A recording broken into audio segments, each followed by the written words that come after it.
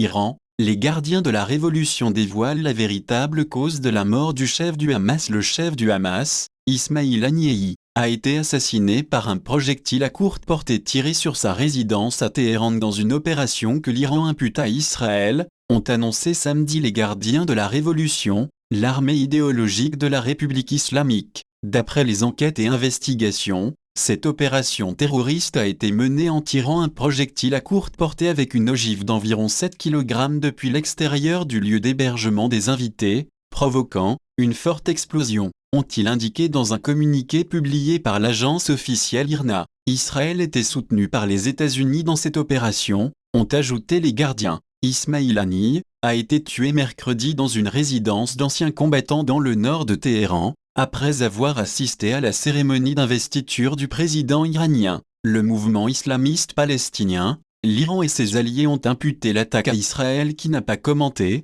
et ont juré de riposter. Le chef du Hamas, 61 ans, a été tué par un projectile aérien, avaient indiqué les médias iraniens. Le New York Times, citant 5 responsables de pays du Moyen-Orient parlant sous couvert d'anonymat, avait affirmé jeudi qu'il avait été tué par une bombe cachée depuis environ 2 mois dans la résidence où il séjournait. Protégé par les gardiens de la révolution, dans le nord de Téhéran, Israël recevra certainement la réponse à ce crime au moment, au lieu et de la manière appropriée, ont indiqué les gardiens samedi. La mort d'Ismail Haniyeh est survenue au lendemain d'une frappe israélienne ayant tué le chef militaire du Hezbollah, Fouad Choukr, près de Beyrouth. Ces 2 attaques ravivent les craintes d'un élargissement de la guerre, entre Israël d'une part, l'Iran et les groupes qu'il soutient au Liban, en Syrie, en Irak et au Yémen d'autre part. Alors que l'Iran et ses alliés préparent une riposte, le quotidien ultraconservateur Kayhan a déclaré samedi qu'il devrait frapper Tel Aviv et Haïfa et viser des responsables israéliens.